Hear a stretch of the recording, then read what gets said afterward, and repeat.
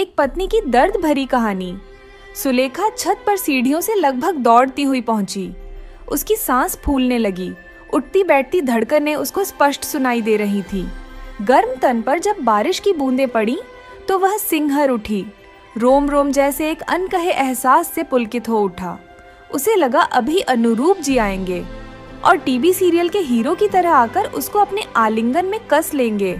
इसी खूबसूरत एहसास को महसूस करते हुए उसने सारे कपड़े तार से उतार लिए। इधर नीचे अनुरूप जी ऑफिस से आने के बाद टीवी देखने में मशगूल थे। सुलेखा कपड़े दोनों बाहों में भरकर नीचे ले आई। एक उछली सी नजर से अनुरूप जी ने उसकी तरफ देखा और फिर से टीवी स्क्रीन पर नजरें चिपका लीं। मुझसे अच्छी हर चीज है, चाहे अखबार हो, टीवी हो या किताब, सुलेखा मन ही मन बड़बड़ाई। वह थोड़ा सटकर उनके पास बैठ गई। तभी जेठानी का बच्चा आ गया। चाचू, आज मेरे लिए चॉकलेट नहीं लाए? उसने रोते हुए तोतली जुबान से कहा। अभी चल रहा हूँ, कहते हुए उसने बच्चे को गोद में बैठा लिया और निकल गया बाहर बच्चे को चॉकलेट दिलाने। सुलेखा ने गहरी सांस ली। अब उसके मन के रोमांटिक भाव काफूर हो चुके थे। फिर से मन पति के पीछे दौड़ने लगा।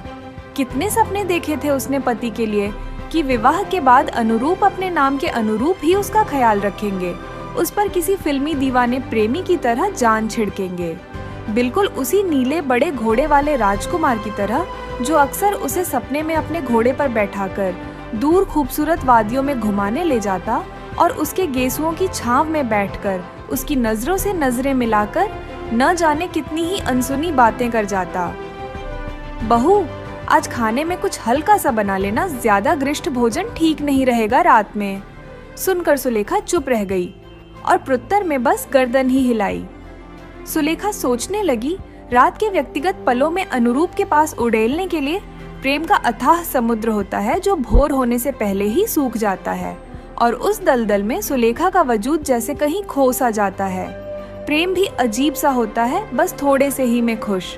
प्रियतम अगर प्रेम भरी निगाह निगाह से मिला ले तो सारे सिकवे गिले और दुख दर्द दूर हो जाते हैं। लेकिन ऐसा प्रेम जिसे वासना के अतिरिक्त और कुछ नहीं कहा जा सकता, वह नाभि के नीचे से ही शुरू होता है।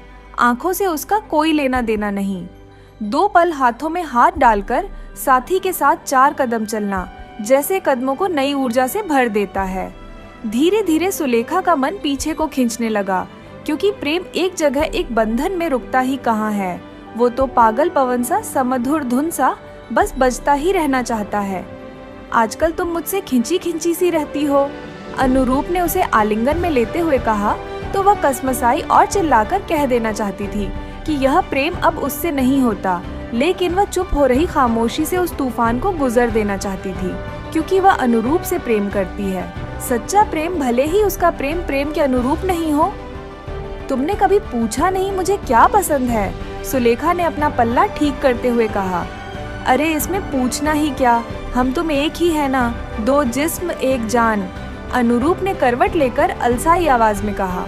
प्रेम के बीच फिर से यह जिस्म शब्द आने से उसका मन विचलित हो गया। वह खामोश हो गई, उस नदी की तरह जो तूफान लिए होती है। और खामोशी भी, सबकी अपनी अपनी परिभाषाएं हैं प्रेम की, लेकिन क्या निर्वाह करना अपने प्रियतम से भी प्रेम है या कुछ नहीं? धीरे धीरे सुलेखा 2 बच्चों की माँ भी बन गई, उसी वासना भरे प्रेम से। लेकिन अब उसका प्रेम ममता का रूप ले चुका था। अब वह किसी प्रेम की तलाश में नहीं रही, क्योंकि आकर्षण समाप्त हो चुका था और प्रेम तो था ही नहीं।